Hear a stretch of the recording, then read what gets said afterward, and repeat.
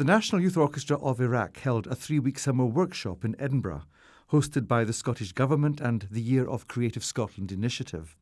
Their workshop culminated in an Edinburgh Fringe Festival concert.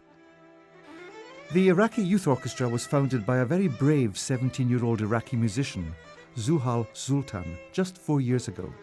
Since then, the orchestra has developed with the tireless energy of music director Paul MacAlindin.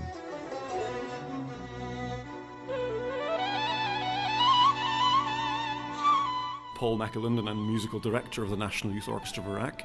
In September of 2008, I was in Edinburgh, I was in a restaurant and eating fish and chips.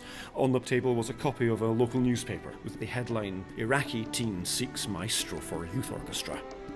That caught my attention, unsurprisingly, and I read it through. It was about Zuhal Sultan, who was then, back in 2008, a 17-year-old pianist in Baghdad. And she had this dream, this vision, first of all, to help get all her friends all over Iraq who played music as well, decent teaching, which didn't exist back then because the war had driven many teachers out.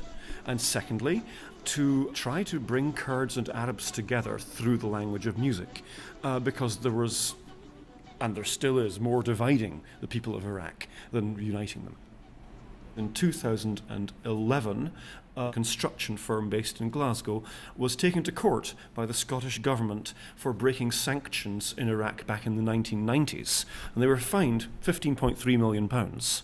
Now, as soon as I heard that, I got on the phone to the Scottish government and said, "What are you doing with that money for the people of Iraq?" And straight off we started a dialogue, which led to Secretary for Culture and International Affairs, Fiona Hislop, giving us £100,000 as the bedrock funding for our visit here. The Edinburgh International Festival and Fringe are easily the biggest, most mayhem, quantum universe festival you can put yourself into. And for my kids to be here, they're not kids, they're between 18 and 25, many of them, but for them to be here in an environment that's filled with all of this art and these artists being normal, being accepted for who they are, is something that my people have never experienced in their lives before. Here we are practicing away like fury for the concerts, but I know they're going into town every evening, they're walking through the streets, listening to the street music, the entertainers, going to shows, and I need them to feel that. I need them to feel it's okay to be an artist. On top of the classical repertoire we do, we put a piece of Kurdish Iraqi music and Arab Iraqi music in every single program, such as Muhammad Amin Etzat. He is now the principal conductor of the Iraqi National Symphony Orchestra in Baghdad, and he wrote us a fabulous piece called Desert Camel last year, which is a real romper-stomper youth orchestra piece.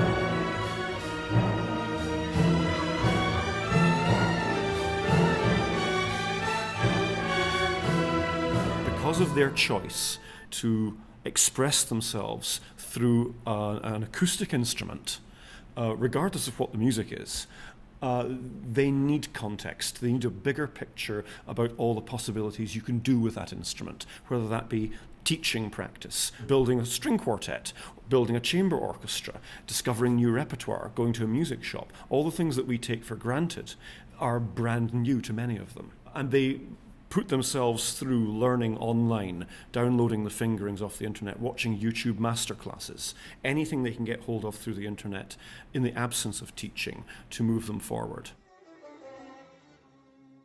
I'm Neil Ertz, I'm a violin maker. I was born and brought up in the northwest of Scotland in a crofting community in a very isolated area.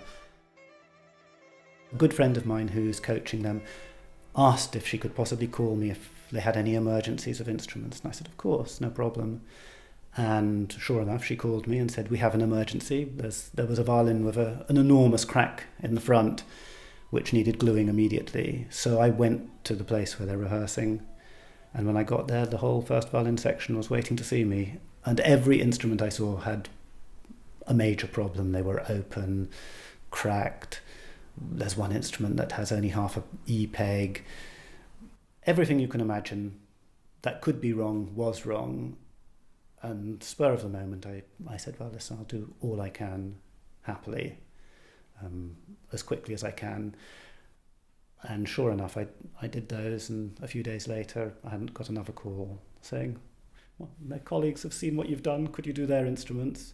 So I did a second batch end of last week, and I'm getting some more this evening. I was amazed what they were managing to play on. It made them even more impressive as a group of young musicians, what they're doing. And my understanding is there's no one in Iraq that's doing repairs on violins. And clearly they desperately need someone to do work like that. Never entered my head to ask for money for what I'm doing. I consider it a privilege that I was given that opportunity, quite honestly. This project can only exist because of the internet. We audition through YouTube, and all our meetings are online. This is very deliberate, because if we were to try to organise this orchestra within Iraq, there would be so many barriers, both cultural and political, that nothing would happen. It's as simple as that. So lifting the whole organisational structure out onto cyberspace makes the whole thing possible. It creates our own realm.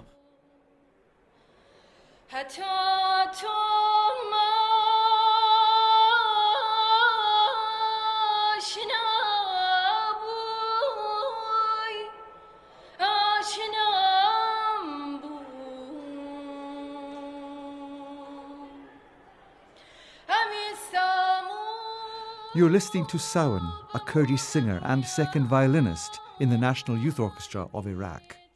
And you also heard Paul MacAlindin and Scottish luthier Neil Ertz sharing their admiration and love for these wonderful young musicians.